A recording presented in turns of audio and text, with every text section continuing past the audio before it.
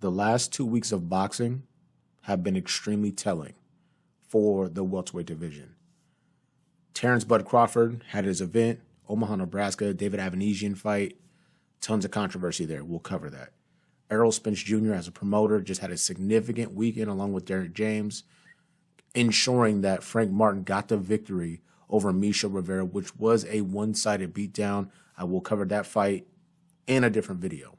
But in this video, I will discuss why Errol Spence Jr. is in the driver's seat. He has already defeated already defeated Terence Bud Crawford in every way imaginable. This is your boy JG. This is the Punch Report. Let's get into the content. So enough time has gone by where we can speak with a level of education about where the BOK Prime fight landed with Terence Bud Crawford and David Ava. I did a video last week, I think Monday or Tuesday, that stated Errol Spence Jr., Terence Bud Crawford can take place if ... I'm here to report that I may have been wrong. It's most likely that I was incorrect in my assessment, because the larger point of that video was Bud Crawford had demonstrated an ability to go out and make money, plus 10 million, if that's an accurate number. There's questions surrounding that, but I don't know enough to say yes or no. They said 10 million. I'm going to assume 10 million for the purposes of this video. But in my previous video, my assessment was, well, Bud Crawford's leverage outside of the negotiations is, hey, I can run off and make money. Shout out to the individuals. There's a couple really great comments on that video that arrived to this point a little quicker than I did. Shout out to them. But now that we've seen the numbers, as reported, pay-per-view buys, I've heard as low as 2,500. That's a really low number. But the number that I'm comfortable with living within is 5,000 to 10,000 buys at $40 a pop for Terence Bud Crawford and for BOK Prime. That is abysmal. No matter how you cut the cake or break it down from a money-generating perspective, even including the gate, that's not a great number. Putting things in perspective, I think his poorest performance was in the neighborhood of 130 buys with Victor Postal, but that's at traditional pay-per-view marks, 79, 84, $90 a pop. It's a completely different deal. The reason why this is significant is this. Errol Spence Jr. Now, I said this before in my previous video. No matter what the numbers were for BOK Prime, they were going to be pretty poor, but it wasn't going to change the perspective of negotiation for going back to the table with PBC, Showtime, Steven Espinosa, Errol Spence Jr., and figuring out what's going to happen for a potential undisputed bout. But with the numbers being so poor now, Bud Crawford has zero leverage. Yeah, he got the bag. He got the bag for this fight, we're assuming, right? $10 million. But that's all we really know. BOK Prime can come out and say, hey, we exceeded expectations, but they set expectations for themselves. They can say, if we do 1,000 buys, that's a success. So then if he does 8 or 9 or 5 to 7, then you can say, if you're BOK Prime, yeah, we enjoyed a measure of success that far exceeded our expectation.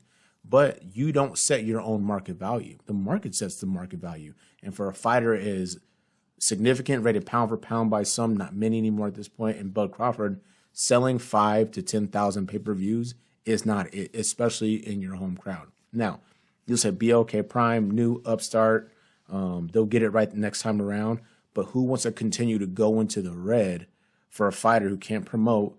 And if it's not significant fights, Boots, Virgil Ortiz, Errol, it's going to be tune-up guys or European guys that people don't really know about, you'll continue to sell into the red. You can gamble right now initially. All right, cool. We're going to throw this money at it. And we're going to go from there. But after that, it's like, well, what's our ROI, return on investment? We did pay-per-view at $40 a pop. We got this amount of pay-per-view buys. This is our gate, but this is what we paid out. We're flat into the red. It's not a good look. And I'm getting into this heavy because the next time around, Bud Crawford starts to, or makes a decision to work with an offshoot organization or a limited streaming platform, the number is not going to be $10 million. It's going to be $3, maybe $4 million. And maybe that's okay with him to fight guys he knows he can beat flatly. And then for the Bud fans, if you guys are really concerned about Bud Crawford, a person you've never met or known, who's not going to be contributing to anything to your life other than mediocre fights and poor talking points, if you're so excited that he's getting the bag for mediocre, lackluster performances, then shout out to you. I won't even knock you, because you do have to stand on that. You get to stand on that position. Bud Crawford's fighting guys he knows he can beat for big paydays for now, and that's it. Because outside of that, you don't really have a position to take. BLK Prime, shout out to them. They feel good with anywhere between 5,000 and 10,000 buys. If that is what excites them, shout out to them. For Bud Crawford, you can't sell. That's not news.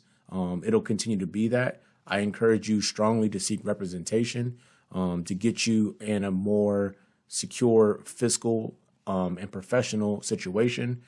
You cannot convince me otherwise that if the fight that took place 2 Saturdays ago was Bud Crawford versus Errol Spence Jr., it would have done significantly more numbers than 10K, 5K, especially at $84 to $90 a buy on pay-per-view at a minimum of 350 to 400 buys. That fight does 26 million to $32 million in revenue generated from pay-per-view. That's pretty significant. And if you're getting a portion of that, you're probably going to eclipse the $10 million mark. That doesn't include incentives. That doesn't include gate and things of that nature.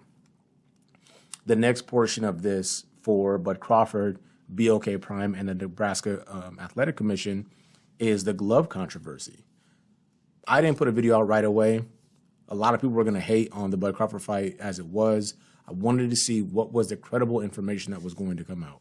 Here is what we do know. You have shout out to ESPN. You have a former complaint lodged by Avanesian and his team about the condition of the gloves and now the possibility that there wasn't a secondary pair of gloves made available. All this stuff is significant. The commission looks bad because you had an exploded pair of gloves. There's enough video, enough photos out there. I didn't want to say anything, but the glove bust on the other side. Oh, wow. Wow, yeah, you can see the padding coming out. Yeah. I didn't want to be wrong, but I'm like, I look like the glove open. Even there's a great video, if I can find it, I'll put it in here. There's a great video of Bud Crawford when he's meeting and showing his gloves to the commission, where you can see the damage. By and large, at this point now, we've heard the video from Antonio Tarver where he's making his observations live ringside as he's on the call saying, hey, those gloves look questionable. Is this the best case scenario? I don't want to be wrong, but it looks like the padding is bursting out of the gloves. On a legitimate offshoot in a big state commission like Nevada, California, New York, I didn't even mention Texas because for the purposes of this potential bout with Bud Crawford and Errol Spence and his team were willing to acquiesce and say, all right, Crawford, you don't want to fight in Texas, we got you. Vegas is a dope spot. Cali, Crypto Arena, formerly Staples, maybe a New York joint. All these entities were available. But what that also means is you're going to have a legitimate commission. No funny business with gloves, no padding flying out, and no risk to health of fighter because you already go into a sport where there's inherent risk, and now your gloves might be faulty, 2 pair of them, and I got to get stopped viciously. Because the reality is this: who has Bud Crawford knocked out with a single shot that you can remember in the last fight? A single shot. I'm not talking about, he was on the ropes getting beat on and they stopped it. He just knocked him out with a single shot. He dropped Jose Benavidez, but he came to, got up, beat the count, and then he got stopped super late, 12th round. But who has Bud Crawford just annihilated with a single shot and just got him out of there? Now, that's for 2 reasons. Faulty equipment. No one, even Everlast has put out a statement. If you guys haven't seen it, go check it out. They said, we got a bad batch of gloves, funny leather, whatever the case may be. And I think what we're examining from that perspective may be worse than that. The second thing is this. This tells you he had no business being in there with David Avanesian. He carried him and then knocked him out. I've already mentioned this. I won't even go into detail. He carried Avanesian and then knocked him out with a funny glove. BLK Prime's poor numbers, glove gate, questionable commission decisions all lead to a tremendous amount of diminishment to your position from a bargaining perspective. As a negotiating tool, you've diminished yourself quite a bit. We know Errol Spence, 3-belt champion in the welterweight division, done more accomplished, better represented. A few weeks ago, he was flipping a coin at the Big 12 championship game. Many of you guys may not know that, but that put him in the eyes of individuals who might be casual or don't check for boxing. The game was, I believe, Kansas versus TCU. Kansas upset TCU in that game. Errol Spence is flipping the coin for that game. He just had a tremendous night with Frank Martin going out there and really walking through a Michel Rivera. Listen to me now.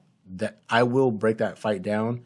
I regret that I didn't put out information before because it went about how I thought it was going to go, but I will highlight my thinking in the breakdown after the fact of that video. Congrats to both combatants. That is what boxing is about. Individuals not really caring about an O and saying, hey, I got a guy in front of me or behind me that is hot on the rise. He just got a stoppage victory. I just got a stoppage victory. Let's put it on the line. Let's who's really it. Frank Martin and Michel Rivera, they did that. Frank Martin proved to be much too much for Michel Rivera. I will break that down, but let's move on. Significant night for Man Down Promotions, Errol Spence Jr. and Frank Martin and Derek James, the trainer. EJ has put himself in a position to know that I'm okay today as a fighter, and I will be okay moving forward as a promoter with my team, my health, with Derek James, and my business partners to be successful. If you're a Bud Crawford, you have now exhausted all of your leverage. He would have been far better situated to not fight Avanesian, wait until next year, and maintain his position of 35-65 on a pay-per-view split or 70-30, whatever it may have been, because now you can't command that going back to the table. And if you're going to continue to operate as an independent contractor and sign one-fight deals, you don't generate enough pay-per-view buys to continue to get $10 million paychecks. Like, this worked for BOK Prime now, but you got to now ration it up. It's got to be ratioed out. If they want to continue to put on fights, they have the AB stuff coming up, they've committed a lot of money. I'm giving Crawford $5 million here and $5 million there, or $10 million here and $10 million there. For Avanesians, 5,000 to 10,000 buys at $40 a pop, and no one's checking for these fights. My last point would be this. I've seen some stuff out there. I've avoided it. Like, oh, blacks is the reason why and blah, blah, blah. And they hate on other black people. Great. That's awesome. Here's what I would tell you. Consumers don't like bullshit. If you are going to be feeding us crap, black, white, or indifferent, people are going to shy away from that. There's certain food items that I don't enjoy. I'll never buy them. And it's not because they're from a certain culture or country that I don't enjoy that. From a boxing perspective, I don't want to commit a certain amount of money or my time, more importantly, to a fight where I know the outcome is going to be as such.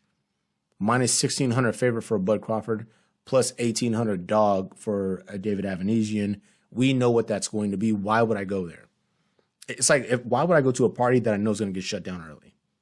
Because somebody got a big mouth. But I got to drive out there with a fresh fit on, got the whip all shined up, show up just so I know it's an early night. It's the same thing for the fight. You might really, really rock with Bud Crawford, enjoy the sport of boxing, want to see one of the best guys in the sport go out there and compete and put on a show.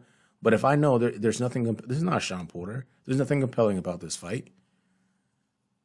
Even Mean Machine, with undefeated prospect coming up, had a close, controversial bout with Ray Robinson before he fought Bud Crawford.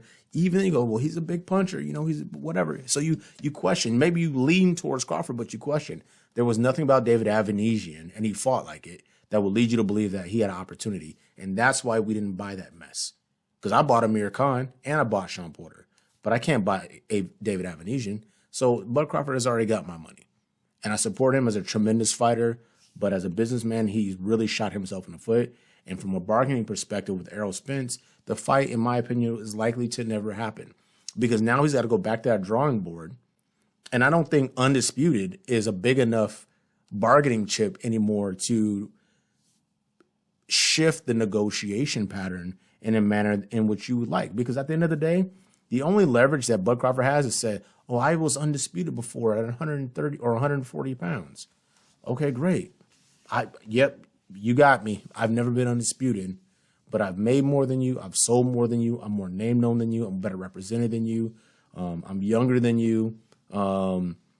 It's likely my career as a promotional entity will be far superior to yours, and have people who are willing to tell me the truth around me. So congratulations at Undisputed at 140. I have everything else over you. You have no bargaining chips coming into this realm when we negotiate a fight. This is your boy JG. This has been the Punch Report. Please let me know what you guys think. Like, subscribe, hit that bell icon for notification. Errol Spence Jr. really is the man at 147 pounds. Bud Crawford is just a name. He's one of the best I've ever seen do it, but he's running out of time. He's getting older. His negotiation skills and ability have hurt him, and the opportunity for us to get this fight. We out.